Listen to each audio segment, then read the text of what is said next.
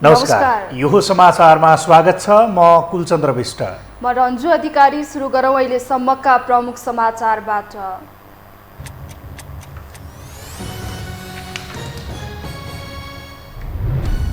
प्रतिनिधि सभाको सभामुखमा एमालेका देवराज घिमिरे निर्वाचित। 268 सांसद मतदानमा सहभागी भएकोमा पक्षमा 167 मत खस्यो। 100 मत विपक्षीमा रहँदा 1 मत तटस्थ। सभामुख चुनेसँगै दलहरूको नजर राष्ट्रपति चयनमा केन्द्रित। राष्ट्रिय सहमतिमै नेतृत्व चुन्ने कोसिस जारी राख्ने प्रधानमन्त्रीको भनाई। एमाले र काङ्ग्रेसको अडान कायमै। गृहमन्त्रीको भूमिकालाई लिएर सदनमा चर्को आलोचना। अभियुक्त सदन छिर्दा संरक्षण गरेको आरोप। विधि र पद्धतिमा रहेर कारबाही अगाडि बढाउने लामिछानेको प्रश्नोक्ति। लुम्बिनी प्रदेशका मुख्यमन्त्री गिरीले पाए प्रदेश सभाबाट विश्वासको मत। पक्षमा 57 र विपक्षमा 28 मत पर्यो। काङ्ग्रेस बाहेक सबै दलको समर्थन। र न्युजिल्यान्डकी प्रधानमन्त्री आर्डनद्वारा राजीनामाको घोषणा। 6 वर्ष पदमा बसेकोले योगदान गर्न केही बाँकी नरहेको तर्क। निर्वाचन लक्षित फन्टा गरेको विपक्षीको आरोप।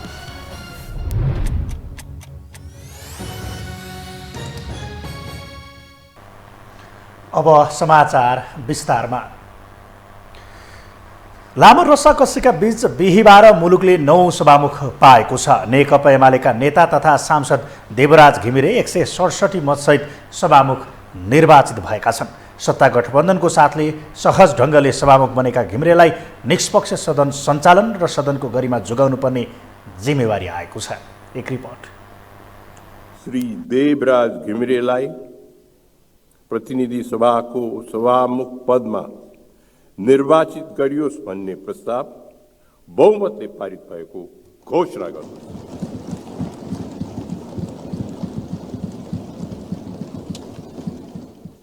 सदनले व्यवस्थापिकाको मियो सभामुख पाएको छ। सत्ता गठबन्धनबाट नेकपा एमालेका नेता तथा सांसद देवराज घिमिरे मुलुकको 9औं सभामुखमा निर्वाचित भएका छन्। पहिलो प्रस्तावमै घिमिरेको पक्षमा सभामुख निर्वाचित हुन आवश्यक न्यूनतम 138 मत कटेकाले उनलाई ज्येष्ठ सदस्य पशुपति शमशेर राणाले निर्वाचित भएको घोषणा गरेका थिए। प्रतिनिधि सभामा बिहिबार भएको निर्वाचनमा प्रतिस्पर्धी नेपाली काङ्ग्रेसकी ईश्वरी देवी नेउपानेलाई पराजित गर्दै घिमिरे सभामुखमा चुनिएका हुन्। झापा 2बाट प्रतिनिधि सभा सदस्यमा निर्वाचित घिमिरे सदनमा सहभागी 268 मत मध्ये 167 मत प्राप्त गरेका थिए। झापा 2बाट प्रतिनिधि सभा सदस्यमा निर्वाचित घिमिरेले सदनमा सहभागी 268 मत मध्ये 167 मत प्राप्त गरेका थिए। काङ्ग्रेसको तर्फबाट उम्मेद्वार रहेकी ईश्वरी देवी नेउपानेले 100 मत प्राप्त गरेकी थिइन्। नवनिर्वाचित सभामुख घिमिरेले आफू सभामुखमा रहँदा निष्पक्ष र तटस्थ भूमिकामा आफू कार्य सम्पादनमा लाग्ने बताएका छन्। विगतबाट शिक्षा लिँदै संसदलाई चुस्त बनाएर अघि बढ्ने प्रतिबद्धता समेत जनाएका छन्। यो प्रजातन्त्र एउटा राम्रो सुन्दर अभ्यास भएको छ। त्यो अभ्यासले अब निर्वाचित भएको छ र सभाको प्रतिनिधित्व मैले ठिक ढङ्गबाट गरेर जाने गरेका मेरा योजना निष्पक्ष र तटस्थ भूमिकामा मेरो व्यवहारबाट भोलिबाट तपाईँहरू देखेर जानुहुन्छ। विगत के भयो त्यसबाट शिक्षा लिनेसम्म कुराहरू हो। दलहरूको विचार दलहरूको कुरा त हुन्छ नि, तर ती दलहरूका कुराहरूलाई निष्कर्ष भनेको। घिमिरेको प्रस्तावकमा सुभाष चन्द्र नेम्वाङ, समर्थकमा हितराज पाण्डे, राजेन्द्र प्रसाद लिङदेन र रवि लामिछाने थिए। 5 दशक लामो राजनैतिक अनुभव बटुलिसकेका इमान्दार वामपन्थी नेताको रूपमा स्थापित घिमिरे सभामुख निर्वाचित भएपछि सत्ता घटक दलसँगै अन्य दलका नेता तथा सांसदहरूले पनि उनको योगदानको चर्चा गरेका छन्। सभामुख कुनै दलको नभई निष्पक्ष भूमिका निर्वाह गर्न सुझाव दिएका छन्।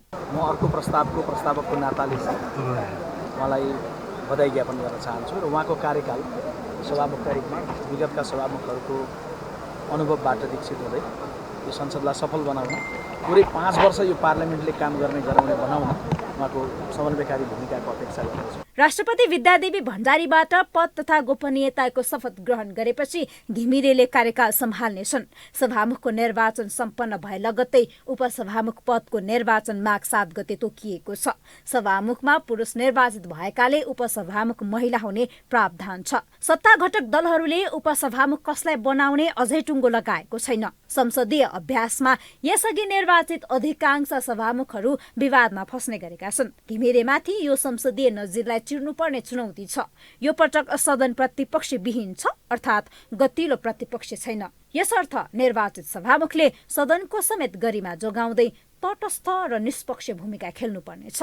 यो हो टेलिभिजनका लागि निम्लेकी शेर्पा, काठमाडौँ। नेकपा एमालेका सांसद देवराज घिमिरे सभामुखमा निर्वाचित भएका छन्। पार्टीभित्र इमान्दार, साधकी र बौद्धिक नेताको छवि बनाएर पनि सधैँ छायामा पर्दै आएका घिमिरे संसदको पहिलो यात्रामै सभामुख बन्न सफल भए। पार्टी अध्यक्ष ओलीको आशीर्वाद पाएसँगै सदनको सभामुखमा निर्वाचित भएका घिमिरे को हुन् त? एक रिपोर्ट।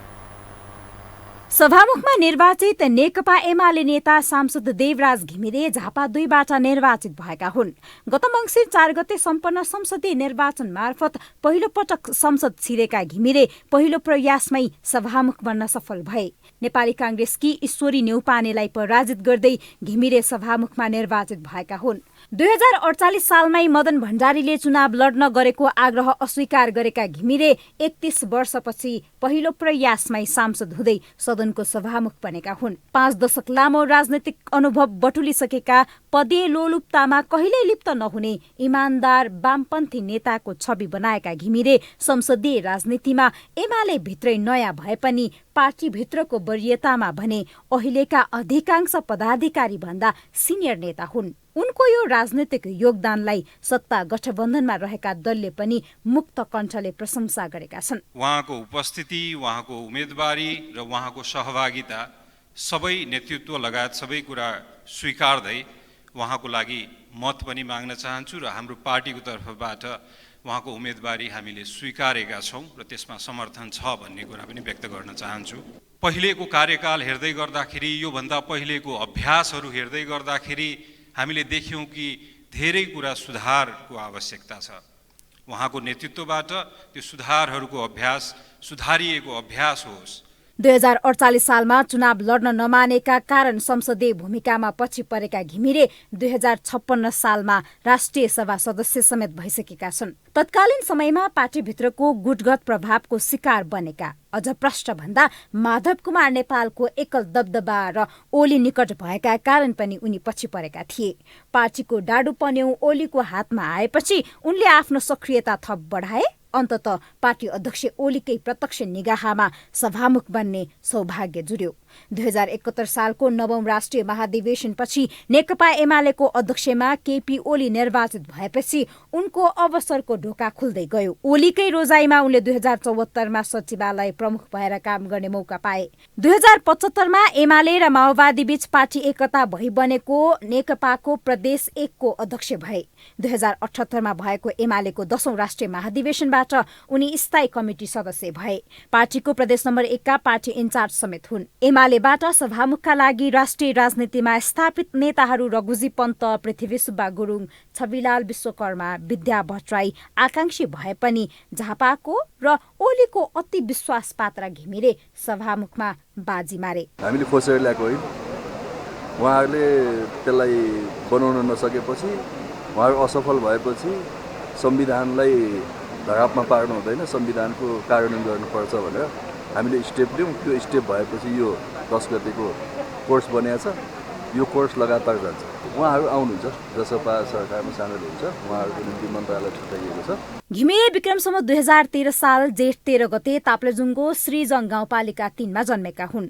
गाउँकै श्री सिंहदेवी प्राथमिक विद्यालयबाट विद्यालय शिक्षा प्रारम्भ गरेका उनले ताप्लेजुङ सदरमुकामको भानु पब्लिक हाई स्कुलबाट 2029 सालमा एसएलसी उत्तीर्ण गरेका हुन्। धरानको महेन्द्र बहुमुखी क्याम्पस आइए र काठमाडौँको त्रिचन्द्र कलेजबाट स्नातक अध्ययन गरेका छन्। उनी एमालेमा कम अवसर पाएका नेता मध्येका एक इमान्दार, सादगी र बौद्धिक नेताका रूपमा चिनिन्छन्।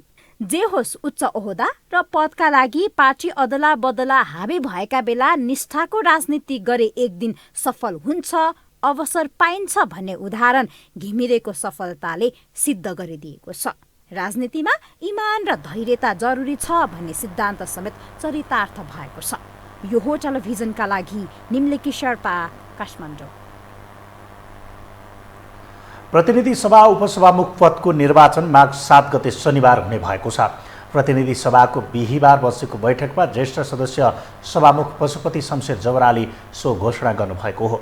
साथै उहाँले प्रतिनिधि सभा उपसभामुखको निर्वाचनको सूचना प्रकाशित गर्न पनि संसद सचिवालयलाई निर्देशन दिनुभयो। उपसभामुखका लागि शुक्रबार उम्मेदवारी दर्ता र शनिबार मतदान गर्ने कार्यसूची रहेको छ।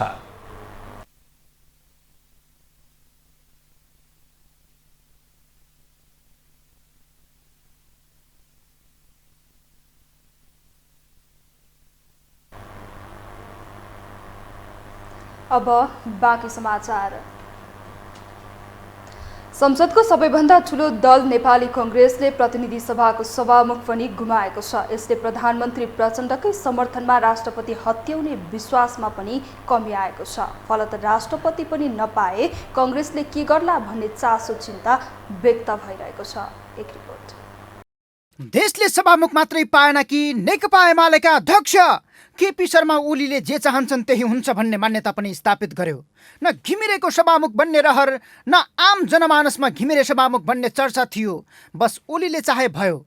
अरूको आकांक्षाको गनगनलाई पन्छ्याउँदै ओलीको खल्तीबाट घिमिरेको नाम आयो, उनै सभामुख बने। प्रश्न छ प्रधानमन्त्री प्रचण्ड भए पनि गठबन्धन ओलीको इसारामा चल्छ। रवि राजेन्द्र साथमै छन्, बालुवाटार भन्दा बालकोट धेरै जान्छन्। पहिला ओली, लिङ्गदेन र रविको छलफल हुन्छ अनि प्रचण्डसँग ओली बस्छन्। यो सब चाल पाएका प्रचण्डलाई ओलीको चालामाला निको लागेको छैन। तर पक्क मुखफोरी बोल्न पनि भएको छैन।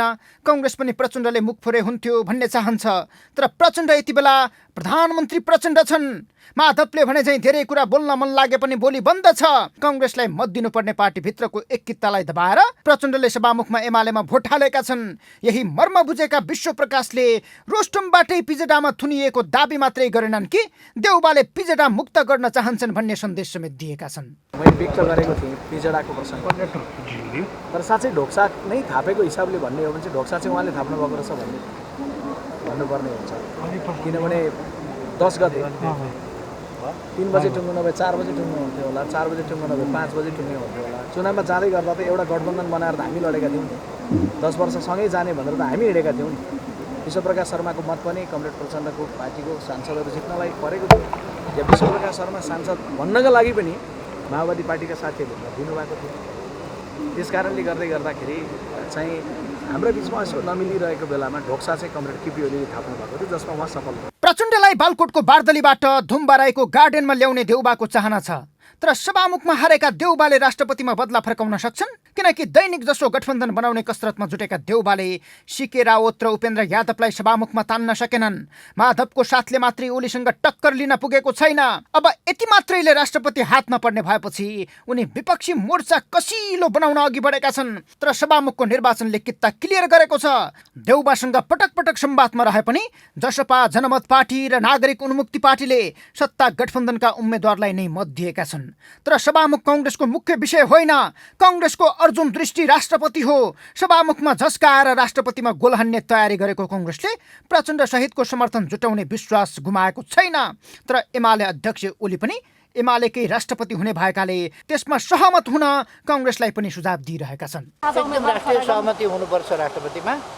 नेकपा एमाले उम्मेदवार उठाउँछ, हाम्रो सहमति त्यही हो, त्यसमा राष्ट्रिय सहमति हुनु। कांग्रेसले गठबन्धन भत्काउँछौ, राष्ट्रपति हामी बनाउँछौँ भनेको छ। एमालेको उम्मेदवार कांग्रेसले गठबन्धन भत्काउँछौ, राष्ट्रपति हाम्रो बनाउँछौँ भनेको प्रधानमन्त्रीकै लागि प्रचण्ड ओलीसँग मिल्न सक्छन् भन्ने भेउ समेत नपाएका देउबा फेल खाए पनि विश्वासको मत दिएर प्रचण्ड बोक्न खोजिरहेका छन्।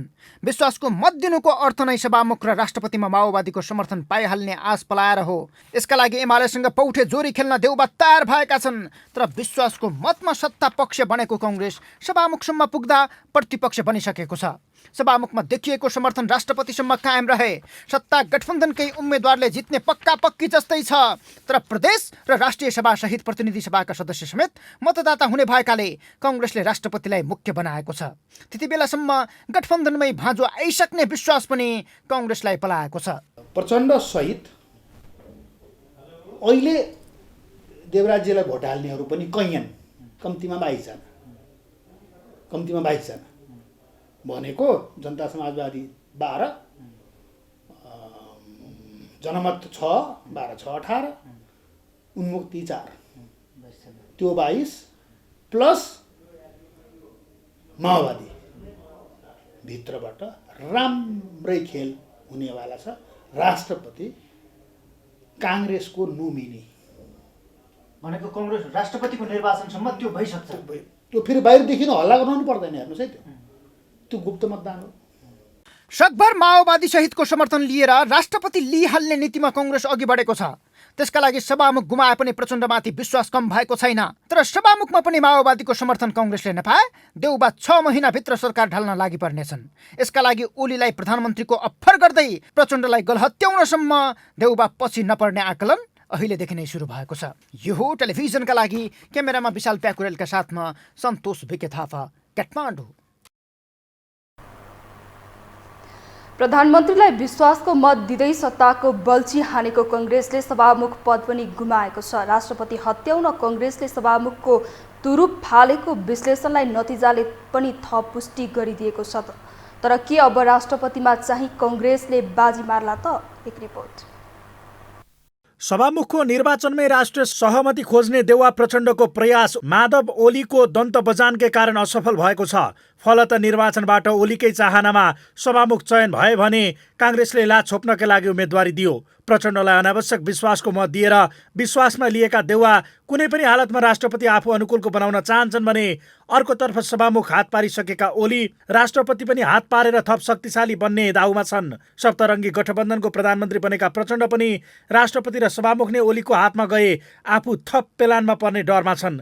यही कारण या त मूलधारका राजनीति बाहिरको या त आफू अनुकूलको राष्ट्रपति बन्ने वातावरण बनाउन उनी लागि परेका छन्, जहाँ प्रचण्डले राष्ट्रपतिका लागि राष्ट्रिय सहमतिको खोजी भइरहेको र त्यसका लागि आफू लागि परेको सार्वजनिक अभिव्यक्ति नै दिएका छन्। आज सभामुखको निर्वाचन भयो, सबै कुरा तपाईँहरूले थाहा पाइहाल्नु भयो। हामी सत्ता साझेदार सबै एकै ठाउँमा उभियौँ। अब प्रमुख प्रतिपक्षले पनि उठायो, प्रतिस्पर्धा भयो, बहुमतद्वारा घोषणा भयो, थाहा पाइहाल्नुभयो। भोलि उपसभामुखको मनोनयन हुन्छ, पर्सि निर्वाचन हुन्छ, यही प्रक्रियामा हुन्छ। त्यो कुरो चाहिँ अझै समय बाँकी छ। हामी सत्ता साझेदार र मैले पनि सकेसम्म कुनै एउटा समझदारी बन्दी हुन्थ्यो भन्नेतिर कोसिस छ। हामी त्यो कोसिस जारी राख्छौँ। यता प्रचण्डलाई कांग्रेसले विश्वासको मत दिनु नै ढोक्सा थापेको बुझेका ओली पनि चुप बस्ने अवस्थामा छैनन्। अहिलेको अस्थिर संसदको अङ्कगणितमा राष्ट्रपतिको महत्त्व बुझेका उनी कसै गरे प्रचण्डलाई पेल्ने र आफू अनुकूल राष्ट्रपति बनाउने रणनीतिमा छन्। यसैको परिणाम राष्ट्रपतिमा आफ्नो दलले उम्मेद्वार उठाउने ओलीले बताइने सकेका छन्। सत्ता साझेदार दलहरूबीच भएको सहमति पनि त्यही भएको बताउने उनी कांग्रेस यसमा सफल नहुने कुरामा पनि निश्चिन्त नै छन्। फलत रवि र राजेन्द्रको साथमा गठबन्धनभित्रबाट प्रचण्डलाई दबाब दिइरहेका ओली राष्ट्रपतिमा किचलो झिकेर प्रचण्डलाई भड्काउँदै प्राप्त उपलब्धि गुमाउने पक्षमा नभए पनि आफ्नै गोजीको नाम राष्ट्रपतिमा राष्ट्रिय सहमति गराउन चाहन्छन्। संयन्त्र बनेकोमा पनि विरोध गरे सुनियो।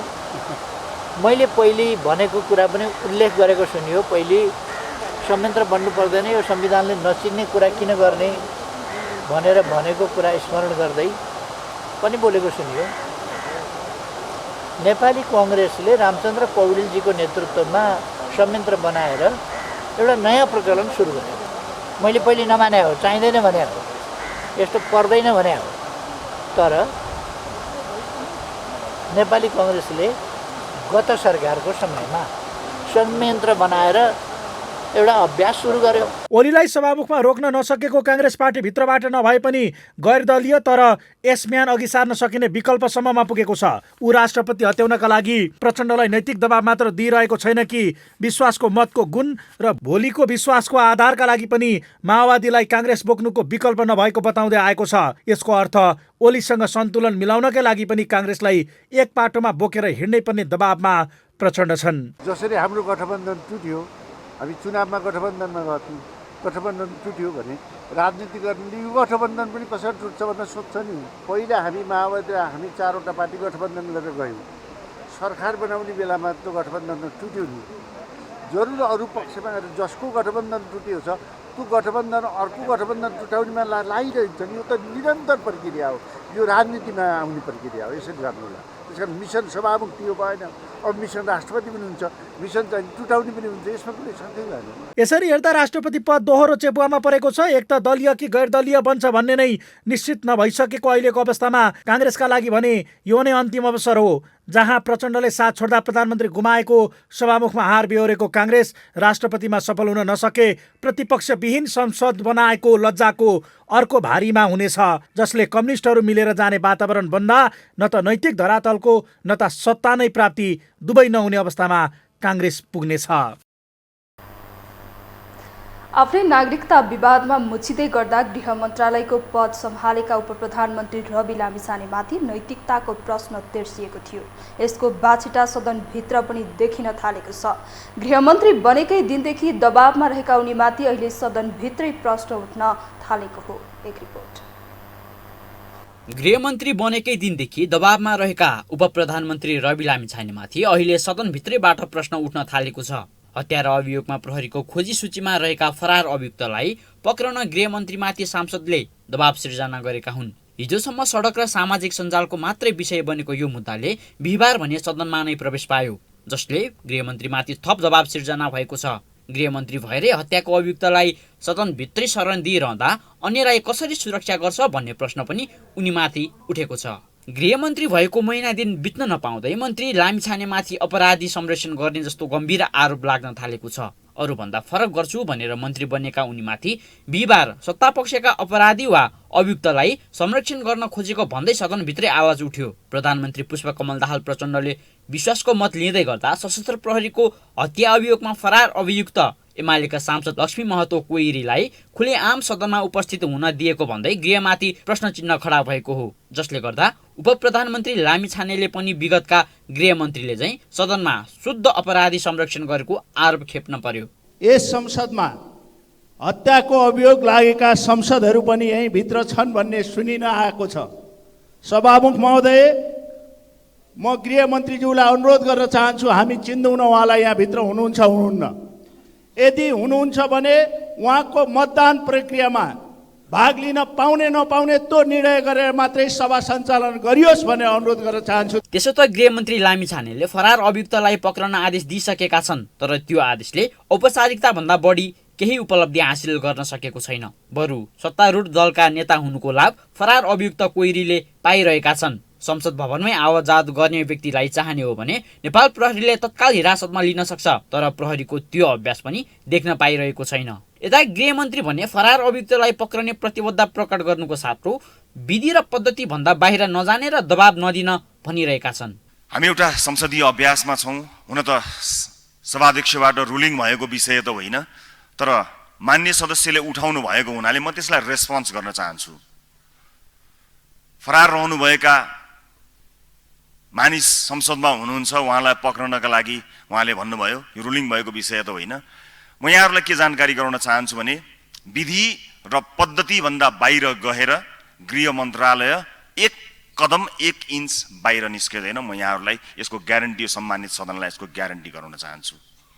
त्यसको एउटा प्रक्रिया छ, त्यो प्रक्रियामा कसैले दबाब र प्रभाव दिनुहुने छैन भन्ने कुराको जानकारी यस अगाडि पनि सम्मानित सदनलाई मैले गराइ नै सकेको छु। उच्च अदालतले थुनामा राखेर पूर्वपक्ष गर्ने आदेश दिएको फरार अभियुक्तलाई प्रहरीले पक्रन नमिल्ने विधि र पद्धति देशमा पक्कै छैन होला। मनाङबाट काङ्ग्रेसका टेकबहादुर गुरुङ निर्वाचित भएसँगै भ्रष्टाचारको मुद्दा खेपेको भन्दै उनलाई संसदीय सचिवालयले निलम्बित गर्यो, तर एक सुरक्षाकर्मीको हत्या गर्दा समेत उक्त अभियुक्त खुलेआम नीति निर्माण गर्ने ठाउँमा घुमिरहेका छन्। यसले पनि राजनीतिक संरक्षणकै कारण फरार अभियुक्त संसद जाँदा आउँदा समेत पक्राउ नपरेको हो भन्ने बुझ्न कठिन छैन। यस्ता घटनाले अन्यायमा परेकालाई थप पीडा त दिन्छ नै, राज्यकै छवि पनि बिग्रिरहेको छ। राजनीतिक संलग्नताले राज्यको छवि बिग्रिरहेको अवस्थामा राज्यको साख जोगाउन पनि फरार अभियुक्तलाई तत्काल पक्राउन हिचकिचाउनु हुँदैन। यो हो टेलिभिजनका लागि निरज कोइराला, काठमाडौँ। हामीसँग समाचार बाँकी नै छन्, अहिलेलाई विश्राम।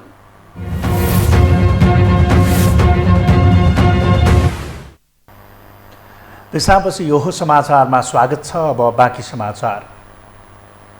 स्वास्थ्य तथा जनसङ्ख्या मन्त्री पदम गिरीले स्वास्थ्य सेवाको पहुँच विस्तार गर्न सम्बन्धित निकायहरू एकताबद्ध भएर काम गर्नुको विकल्प नरहेको बताउनु भएको छ। आज वीर अस्पतालमा क्याथ ल्याबको उद्घाटन गर्दै उहाँले देशमा अहिले पनि स्वास्थ्य सेवा सीमान्तकृत र गरिब जनतासम्म पुग्न नसकेको भन्दै स्वास्थ्य सेवाको पहुँच विस्तार गर्न आवश्यक रहेको बताउनु भयो। उहाँले उपचार नपाएर मर्नुपर्ने बाध्यतालाई हटाउन सक्नुपर्ने बताउनु भयो। उहाँले स्वास्थ्य सेवाको पहुँच विस्तार गरी गुणस्तरीय सेवा प्रवाहका लागि मन्त्रालयले आवश्यक नीतिगत सुधार गरेर अघि बढ्ने प्रतिबद्धता जनाउनु भयो। भूमिका यस्तो हुनुपर्छ कि तपाईहरुबाट सिँगै देशभरिका सबै स्वास्थ्य सेवामा काम गर्ने सबै त्यो क्षेत्रका चाहिँ व्यक्तिहरू तपाईबाट धेरै कुरा सिक्न सक्नु। त्यो हिसाबले तपाईहरुलाई अब्बल र सक्षम रूपले ढङ्गले आफूलाई प्रस्तुत गर्न सक्नुपर्छ मैले त्यो ठान्दछु। मैले बारम्बार भन्ने गरेको छु हाम्रो मुलुकमा चाहिँ अहिले स्वास्थ्य सेवा एकदमै सीमान्तकृत जनतासम्म अत्यन्त गरिब विपन्न जनतासम्म पिनमा पारिएका जनताहरूसम्म स्वास्थ्य सेवाको पहुँचलाई सुनिश्चित गर्ने अझ सबैभन्दा ठुलो दायित्व हाम्रो हो। कार्यक्रममा स्वास्थ्य तथा जनसङ्ख्या राज्यमन्त्री डाक्टर तोसीमा कार्कीले स्वास्थ्य क्षेत्रमा रहेको जनशक्तिको अभावलाई चाँडै परिपूर्ति गर्ने बताउनु भयो। उहाँले उपकरण सिटी स्क्यान एमआरआईको कमीलाई अब चाँडै पूर्ति गर्ने कुरामा मन्त्रालयले लाग्ने बताउनु भयो। जनशक्तिको अभाव भएको कुराहरू पनि राख्नुभयो, केही उपकरणका विषयहरू राख्नुभयो, सिटी स्क्यान र एमआरआईका कुराहरू र आजबाट सुरु हुन लागेको क्याथ ल्याबमा पनि केही मसिन्सहरूको पनि समस्या रहेको पनि कुरा राख्नुभयो। त्यसबारेमा हाम्रो ध्यानाकर्षण भएको छ। मन्त्री कार्कीले लोकसेवाको परीक्षा चाँडो गराएर आवश्यक स्थायी दरबन्दी बढाउने कुरामा सरकार लाग्ने बताउनु भयो।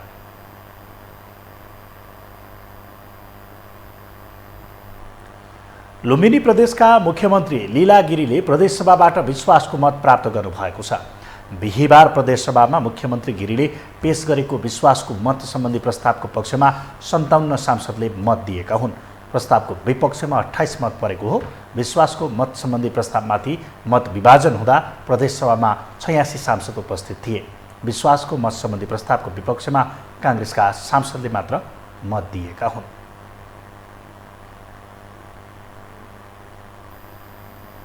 अब पालो आर्थिक समाचारको।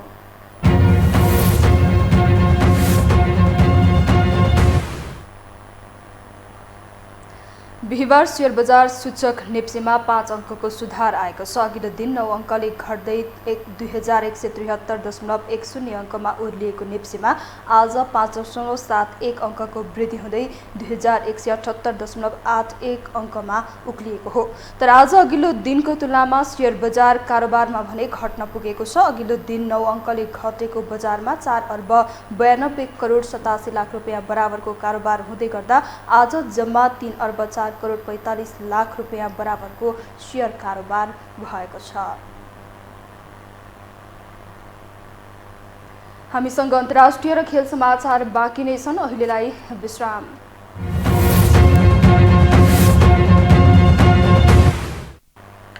विश्रामपछि यो समाचारमा स्वागत छ। अब पालो अन्तर्राष्ट्रिय समाचारको।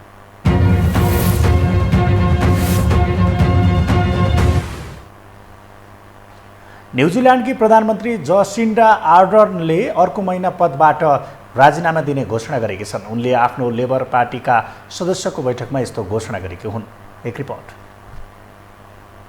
न्युजिल्यान्डकी प्रधानमन्त्री जसिन्डा आर्डर्नले अर्को महिना राजीनामा दिने घोषणा गरेकी छिन्। सन् 2017मा जसिन्डा आर्डर्नले गठबन्धन सरकारको नेतृत्व गर्दै केन्द्र वामपन्थी लेबर पार्टीको नेतृत्वमा 3 वर्षपछिको चुनावमा व्यापक विजय हासिल गराएकी थिइन्। उनले 6 वर्षसम्म यो चुनौतीपूर्ण पदलाई सम्हाल्नका लागि आफूले कडा मेहनत गरेको बताइन्। अब अर्को 4 वर्षमा योगदान दिनका लागि खासै केही बाँकी नरहेको पनि उनले बताइन्। उनले फेब्रुअरी 7 सम्ममा लेबर पार्टीको नेताबाट राजीनामा दिने बताएकी छिन्। त्यसपछि आगामी दिनमा उनले उत्तराधिकारी चयनका लागि मतदान हुनेछ। यस वर्षको अक्टोबर 14मा न्युजिल्यान्डमा आम निर्वाचन हुँदैछ। विश्वको सबैभन्दा कान्छी महिला राष्ट्र प्रमुख पनि जसिन्डा आर्डर्न हुन्। उनले देशको अन्तिम वामपन्थी प्रधानमन्त्री हेलेन क्लार्कको कार्यालयमा पनि काम गरिन्। यसबाहेक उनी बेलायतमा टोनी ब्लेयरको सल्लाहकार पनि थिइन्। उनले चुनावी प्रचारमा समाजमा रहेका असमानताको बारेमा कुरा गर्थिन्। राजनीतिमा उनलाई केही कुराले आकर्षित गर्छ यसबारे कुरा गर्दै कुनै बेला आर्डर्नले भनेकी थिइन्, भोकसँग सङ्घर्ष गरिरहेका बालबालिका र जुत्ता बिनाको खुट्टाले मलाई राजनीतिमा प्रवेश गर्न प्रेरित गर्यो। सन् 2008मा लेबर पार्टीको टिकटमा संसदमा पुगेकी आर्डर्न सन् 2017को अगस्तमा लेबर पार्टीको नेता निर्वाचित भएकी थिइन्। आर्डर्न गठबन्धन सरकारमा 2017मा न्युजिल्यान्डको प्रधानमन्त्री बनिन्। सन् 2017मा 37 वर्षको उमेरमा प्रधानमन्त्री निर्वाचित भएकी जसिन्डा आर्डर्न त्यति बेला विश्वकै कान्छी महिला राष्ट्र प्रमुख बनेकी थिइन्। जसिन्डा आर्डर्नको लेबर पार्टीले अक्टोबर 2020मा भएको चुनावमा बहुमत ल्याएको थियो। त्यसपछि उनको पार्टीले 2020मा सरकार बनायो र आर्डर्न फेरि प्रधानमन्त्री भइन्। आफ्नो कार्यकालमा जेसिन्डाले कोरोना महामारी र क्राइस्टचर्च मस्जिदमा भएको गोलीबारी र व्हाइट आइल्यान्डमा ज्वालामुखी विस्फोट जस्ता थुप्रै चुनौती देखिन्। उनले भनिन्, शान्तिको समयमा देशको नेतृत्व गर्नु एउटा कुरा हो, तर सङ्कटको समयमा त्यसो गर्नु ठूलो चुनौती हो। यी घटनाहरू मेरो चिन्ताका कारण हुन्, किनभने यो घटना कुनै थिए असाध्यै ठूला घटना र एकपछि अर्को आइरहे। यति बेला हामी शासनको काम हेरिरहेका छौँ भनेर कुनै समय लागेन। 2020मा जसिन्डा आर्डर्नको नेतृत्वमा रहेको लेबर पार्टीले ठूलो बहुमतका साथ जित हासिल गरे पनि पछिल्ला महिनाहरूमा देशभित्र उनको लोकप्रियता घटेको छ। यद्यपि लेबर पार्टीले चुनाव नजित्ने भएकोले आफूले राजीनामा दिन नलागेको पनि स्पष्टीकरण दिइन्।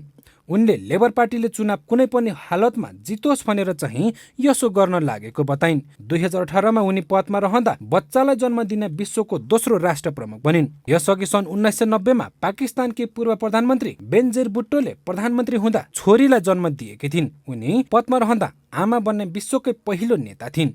यो हो टेलिभिजनका लागि मिङमा शेर्पा, काठमाडौँ। अब पालो खेल समाचारको।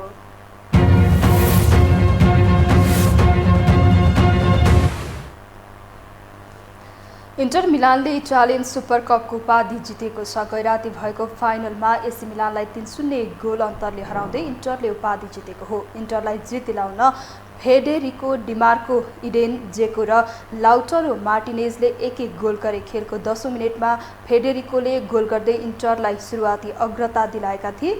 इडेनले 21औं मिनेटमा गोल गर्दा इन्टरको अग्रता दोब्बर बन्यो। त्यसपछि खेलको 77औं मिनेटमा मार्टिनेजले गोल गर्दै इन्टरको जित पक्का गरे। इटालियन सुपर कपको फाइनलमा इन्टरले पहिलो पटक मिलानलाई हराएको हो। इन्टरले 7औं पटक इटालियन सुपर कपको उपाधि जितेको छ। खेल समाचारसँगै हामी यो समाचारको अन्त्यमा आइपुगेका छौँ। बिदा हुनु अघि प्रमुख समाचार पुनः एकपटक।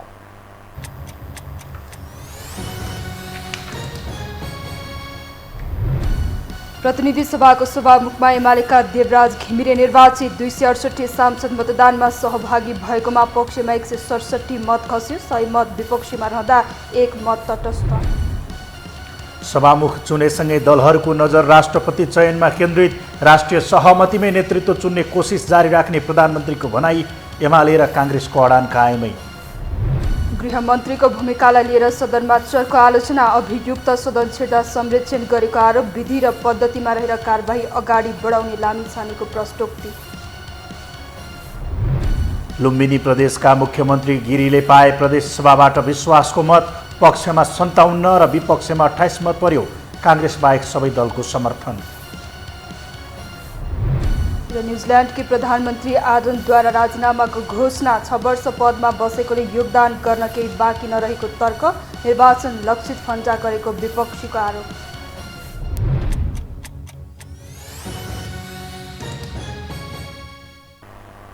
हवस् त यो समाचार सकियो। समाचार बुलेटिनका साथै यो टेलिभिजनका सम्पूर्ण कार्यक्रम यो टेलिभिजन.com, यो खबर.com, युट्युब र फेसबुकमा पनि पढ्न र हेर्न सक्नुहुनेछ।